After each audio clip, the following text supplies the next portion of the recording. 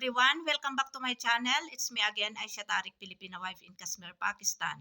Today is December 8 and today is Monday. Time check Pakistan time is 8 a.m.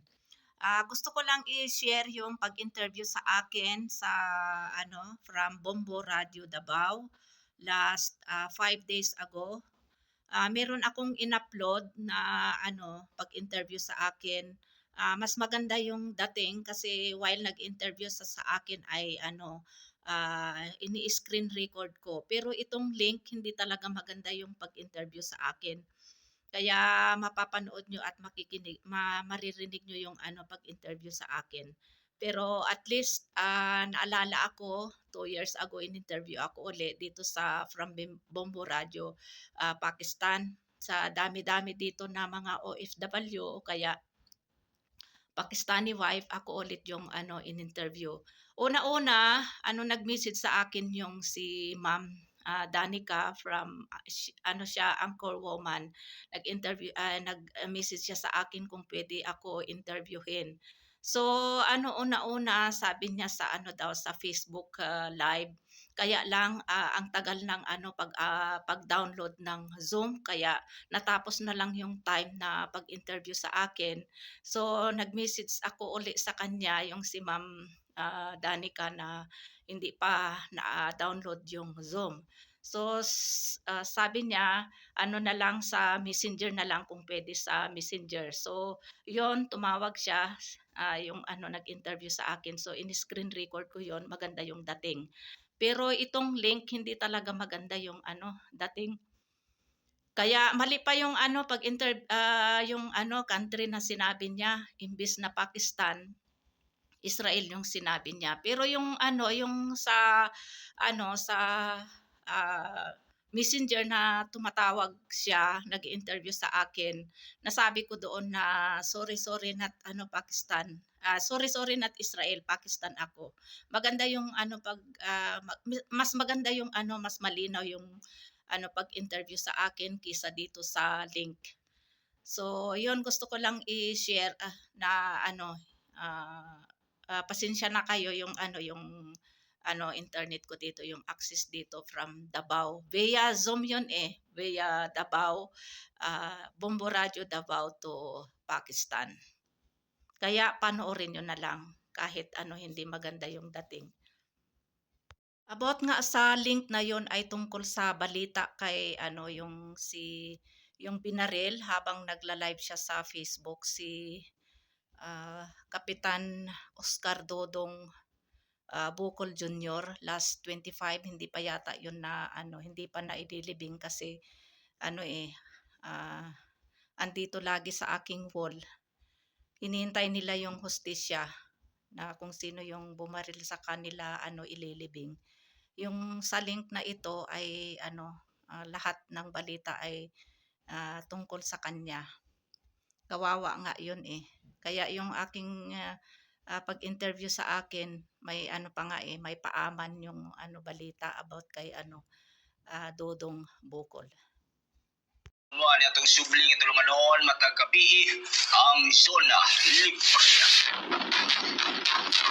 Pagyapon ninyong makauban alang ning gabi una kunyong ubos kalagad sa kahanginan Bombo Marvin Riches.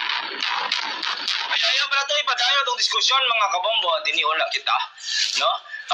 Bikan 26 dias na lang mangyot, 26 days na lang sa ulog na punta ning kapaskuhan ato sa ning ginabion, no? Mustahon kaya makisinati sa ta kung unsa bang klase nga Pasko usab ang anaa dinha karon sa iyang nasod nga himutangan. Alala ni sa pikas niya dato na ning pagadawaton si Ma'am Aisha D. Jesus Khan ang atong Bombo International News Correspondent dinha sa nasod Israel. Ma'am, ayong gabi ba niya or buntag, welcome po to our program.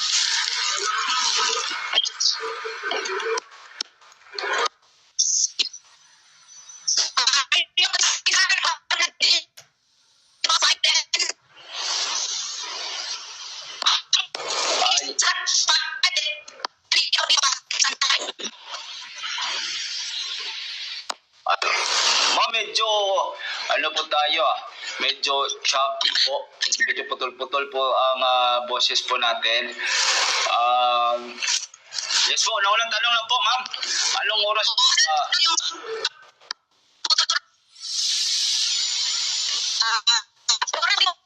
Sir, is 11 p.m.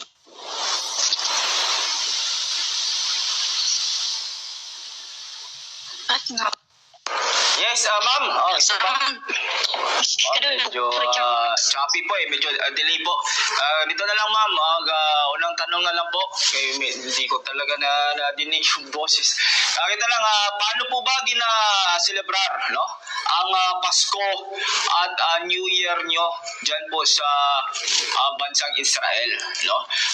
Paano nyo po ba dinala yung spirit of the...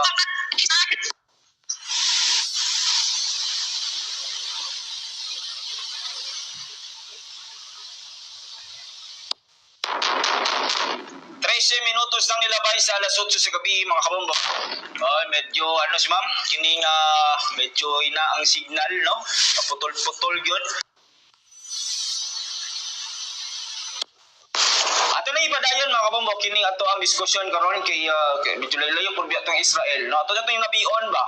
Kung ang sa klaseng Pasko ang naa dito karon, no? Unsa ba kabibo dito karon, since medyo wala man ang signal ni ma'am, wala kita magkasilagtanay, ato lang siya siya ipalo up pa sigug mga adlaw, no? Ato may nabi pagbalik.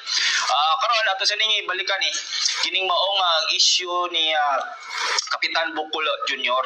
Kay sumala pa sa mga latest update, labi nang formal na gipangayo karon sa pamilya ni Kapitan Oscar Dudong Bukol Jr. nga sa National Bureau of Investigation o sa NBI headquarters nga i-authorize ang NBI Region 11 sa pagpangulo sa SITG o sa Special Investigation Task Group kung kini tinuod nga nag-operate o kung wala pa SITG nga gi-establishar. Paghimo o gayon man independent investigation sa maong kaso. Gibutyag sa pamilya nga dako ang ilang pagsalig sa NBI gumikan sa kahanas sa buhatan sa digital forensics, cyber investigation, ballistic analysis o crime scene reconstruction. Ilabi na adunay live stream footage sa mga krimen, mga online threats o digital records nga sumala pa critical kini sa maong kaso.